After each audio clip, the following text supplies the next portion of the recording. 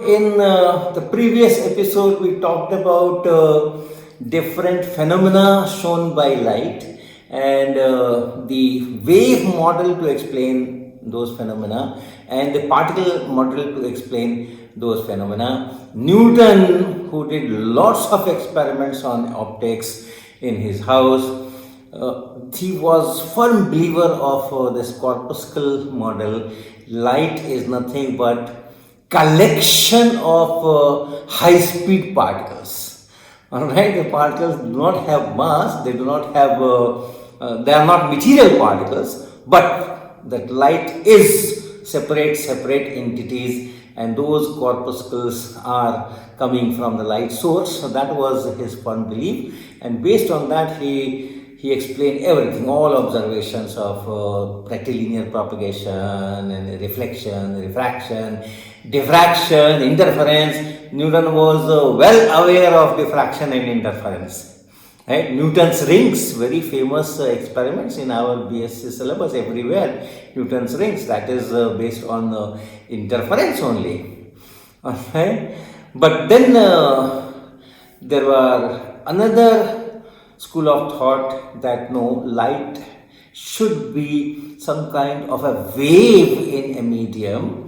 In the hypothetical medium, ether was common. Everyone believed that yes, in space you have ether in which things move. So light is a wave phenomena in ether. That was another school of thought, and they also explained rectilinear propagation, reflection, refraction, everything, diffraction, interference, everything. So that was, let's say, 18th century. That is almost whole 18th century. These things were there, but then basically, this corpuscle theory dominated over wave. Speed of light was something which could decide, but that time speed of light in water or in medium was not available, and therefore that did not have a role. Okay, now we come to 19th century, 1801 onwards. 1801, Thomas Young did a double slit experiment for the first time, and after that there were a number of studies on diffraction and interference, Fresnel, Fraunhofer, Airy. So those experiments brought this wave theory on top.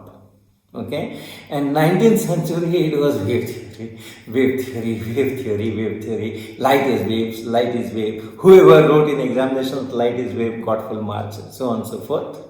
So that is how it went. And then speed of light in laboratory was measured after this. Michelson developed very good setup where you can measure the speed of light in a hall. Okay, of course nowadays we can measure it on a tabletop, but those times, and that also gave a verdict in favor of waves. All right, so the entire 19th century, light, there's no doubt, very clearly it has to be a wave phenomena. Independent of all those things, there were people who were trying to study the radiation in the wavelength distribution of radiation, right?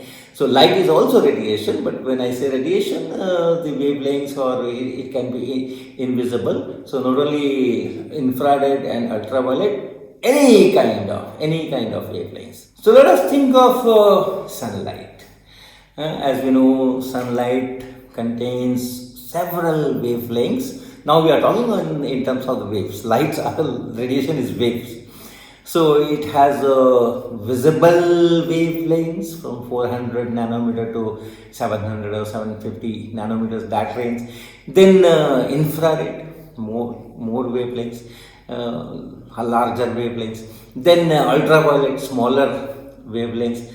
Much smaller wavelengths, much larger wavelengths, and so on and so forth. So all those wavelengths are there in sunlight, but not in equal proportion. So we can draw a curve. One side is say wavelength lambda, and other side something called u lambda. I'll just tell what it is. It is essentially a measure of which wavelengths will have more energy and which wavelengths will have less energy, and how that energy varies with wavelength. So dominant contribution is coming from which wavelength range and so on. So I'll just define that, and then it is something like this. Let's say it's something like this, and there's a maximum at certain wavelength, and for sunlight this is around 500 nanometer, around 500 nanometer green range. Okay, so you have if you take some 5 nanometer interval here around this 500 nanometer, you will have certain energy. If you take the same 5 nanometer interval here, the energy will be less. If you take the same 5 nanometer interval here, the energy will be even less. If you take 5 nanometer interval here, the energy will be less. So it goes through a maximum. And this is in fact, if you take certain range, say this is delta d lambda. So the energy contained from lambda to lambda plus d lambda per unit volume, that will be u lambda into d lambda.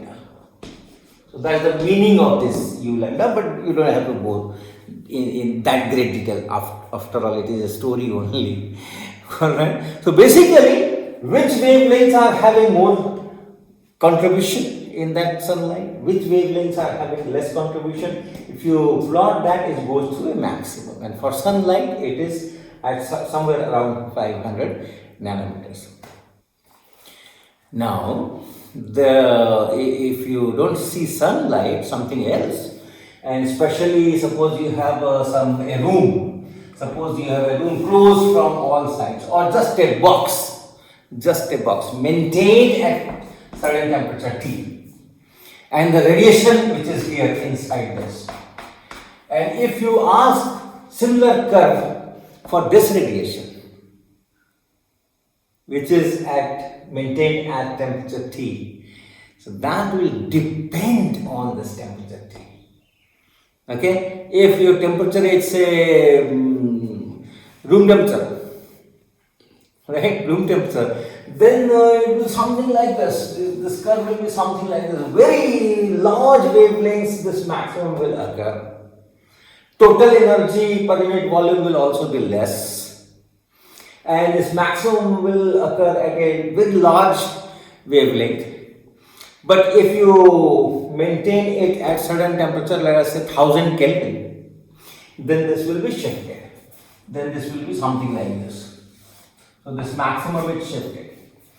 And this sunlight corresponds to a temperature of something like 5000 or 5500 Kelvin, which is the temperature of the surface of the sun. If you go still beyond that, this will shift here. So experimentally, this relation between the wavelength at which you get the maximum contribution in the radiation and the temperature, that relationship was studied, and it's known as Wien's displacement law.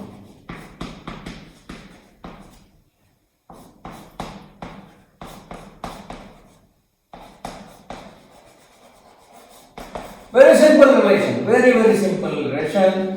Lambda m, where it maximizes, into temperature is constant, and that constant is 2.898 into 10 power minus 3 meter Kelvin. Meter Kelvin. Wavelength is length and temperature is in Kelvin, so meter Kelvin, the SI unit. So the simple thing. Inversely proportional to temperature, this lambda. So this was one observation, people know about it. Then another one, you have you take some kind of, let us say, a surface, some surface area A, right? Some material body, hot material body, and then it emits radiation. It emits radiation. So how much energy is emitted? Total energy, all wavelengths taken together. Total energy, how much total energy is emitted per unit time, per unit area, right? And that is once again known as Stephen's law. Also experimentally known that U is equal to some constant sigma times t to the power 4. Sigma equal to some 5.7 into 10 power minus 8, and the unit will be energy per unit area. So energy will be joule per second, that will be watt, right, per unit area. So meter square here, and temperature, so Kelvin to the power 4 here. SI unit, you just work out the SI unit. SI unit of this and SI unit of this, and you can work out. So this is also a constant, universal constant. But then what kind of surface it is, that will decide. You have to put some factor k also here. Maximum is k equal to 1, and otherwise k will be less, but with the same surface. If you change the temperature, same k, and u will go as t to the power 4. That is Stephen's law. These two were experimentally known, and people had developed theory using that wave model, the classical theory, and they could get, okay, fine, it should be like this, very good, that's okay. But then the other effort was to find the shape of this guy. If I know the temperature, to find the shape of this, to develop a theory which can give me this result, that variation of this u lambda with t should be of this type. That was a challenging job. That was a very challenging job. The wave model which was there for radiation, very well established, explained so many phenomena, but then to produce this kind of dependence, that theory did not work. Since temperature is there, a lot of thermodynamics will be there. Okay, so radiation in equilibrium with material. So you have material here, these walls, they are absorbing radiation, and they are also emitting. So all these things have to be taken care of. So the theory has to be developed taking this into account, and all the known theory of that time, when they were applied, people did not get this kind of thing. What people got was something of this sort. Though this energy, this u lambda will keep on increasing and will go to infinity as you go to very small wavelengths. Absolutely absurd. Again, totally not matching with what it is. So that was a big challenge in 19th century. And then comes Max Planck, and he also tried various ways. It did not work out. Then he had to do something drastic. He had to make an additional assumption in the theory. Okay, and that assumption was turned out to be the foundation of all that quantum mechanics which we have, based on which we have semiconductors, based on which we have everything. So the whole electronic world is based on that. So let's talk about that Planck's assumption, or Planck's addition to the theory, or the new component in the theory which was injected by Planck. Let's talk about that. So suppose you have an enclosure and maintained at a temperature T, and then it has radiation, and the radiation is falling on the wall of that enclosure, and part of it will get absorbed per unit time, and then it also emits, that material will also emit. So there will be an equilibrium and the temperature will be maintained. So if you have maintained the temperature of this enclosure, and then you have radiation inside.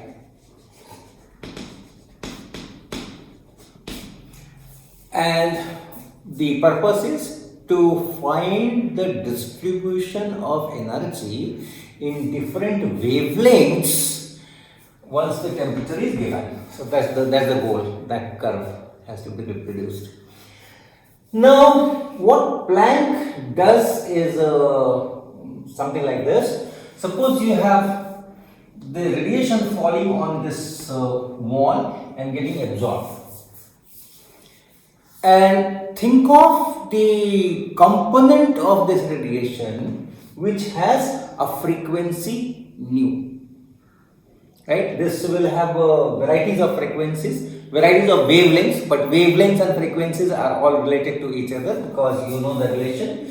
Lambda is equal to C into capital T, which is 1 by nu. So you can talk in terms of frequency nu, or you can talk in terms of wavelength lambda. This C is fixed, 3 into 10 power 8 meter per second speed of light. Okay, so this radiation which is coming and getting absorbed here in the material, think of that. That will also have varieties of wavelengths and varieties of frequencies. So consider that component which is having frequency nu to nu plus d nu, we can say. So consider that component with frequency nu. Now what will this do? What will this do? Remember, this is we are talking of 1900, and already Maxwell's equations were there. Another huge support to wave theory. Not only that, light is wave, light is electromagnetic wave, and this support comes from a very unexpected quarter. Maxwell is working on electric field, magnetic field, not on radiation, not on light. But then he comes out with the equations which tell, okay, there should be electromagnetic waves with speed 3 into 10 power 8 meter per second, and already light is there. This radiation is there traveling with that speed. So those things will be there. So if this radiation of frequency nu falls on the material and gets absorbed there, what will it do to the material? The unit which is absorbing, that will start oscillating, because you have electric field and magnetic field all oscillating with certain frequency nu, and that will exert force on the material, the electrons there, and therefore the thing whatever is available there will start oscillating with that frequency. It's a solid. So atoms are all bonded together, some kind of a lattice is there, some kind of crystal is there. So there also you have varieties of units which can oscillate, right? It's not gas, it's not atom. So we will not say that this radiation is absorbed by this particular atom and the electron of that atom started oscillating. It's a kind of a whole structure, but still you can think of in that material that you have units which can vibrate, can oscillate, and if this radiation is absorbed there, it will get those units into oscillations, right? So they are known as oscillators. They are known as oscillators, and each oscillator will have its own frequency with which it can vibrate, and so that component will be absorbed dominantly, and if it emits, it will emit with that frequency only. Okay, so those kind of units, you assume those kind of units on the material which can absorb and which can emit and with certain frequency. Each oscillator will absorb and emit a certain frequency. Okay. Now comes the Planck's hypothesis or assumption or addition to the existing theory, whatever you name it. If an oscillator of the material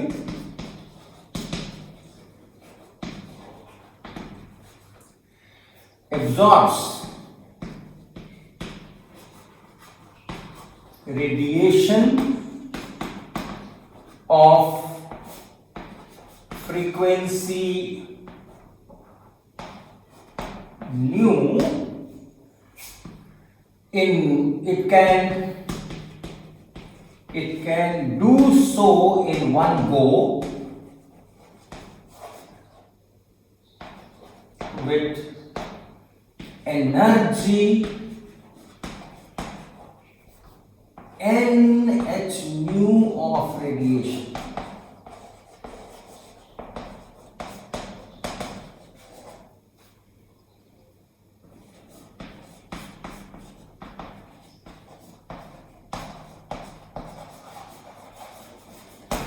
Let me see if it makes sense. If an oscillator of the material absorbs radiation of frequency nu, so suppose it is falling here and a particular oscillator is taking that energy, so it has to absorb that particular component of this radiation. So if an oscillator of the material absorbs radiation of frequency nu, it can do so in one go, right? In one go, how much energy it can absorb? It can do so in one go with energy nh nu of radiation getting absorbed. So in one go, in one single blow, only this much of energy can get absorbed in this oscillator. So this is it. And what is this? What is this n? This n is a positive integer.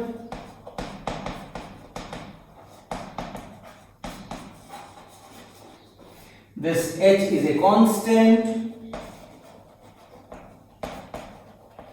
and nu is of course frequency. Right? From where it comes?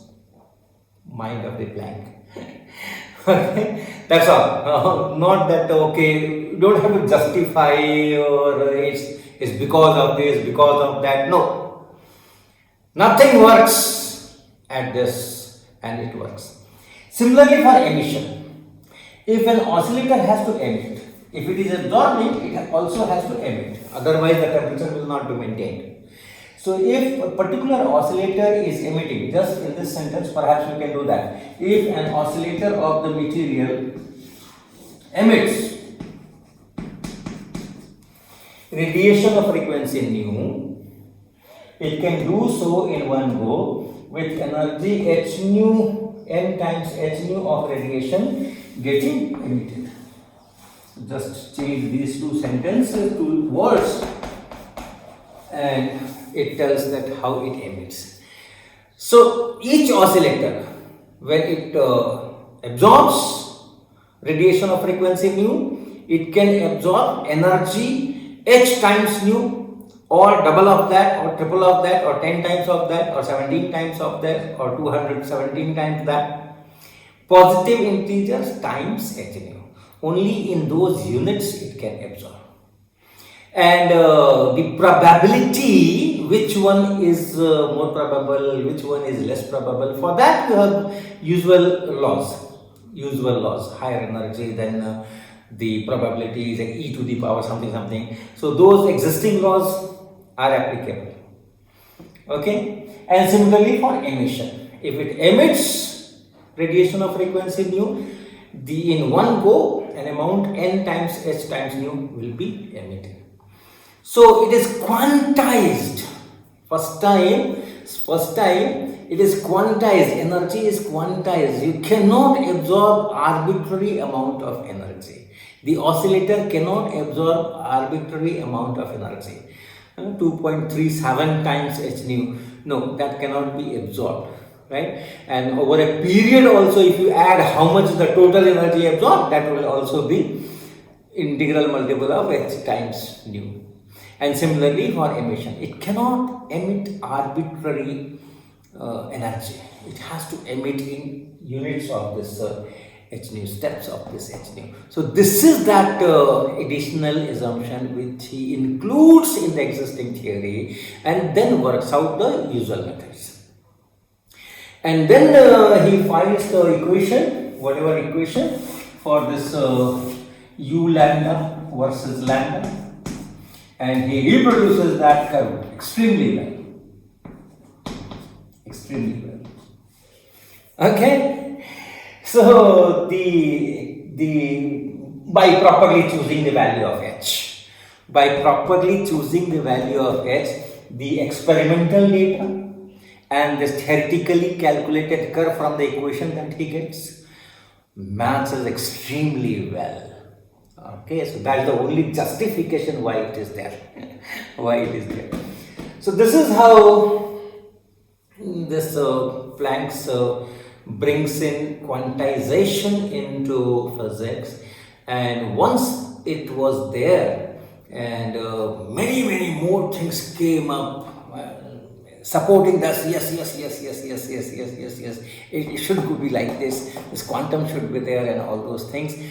The entire semiconductor physics is developed because of this quantum character, and because of that semiconductor revolution, we have so much of electronics working and so on. So this is the starting point of that quantum hypothesis.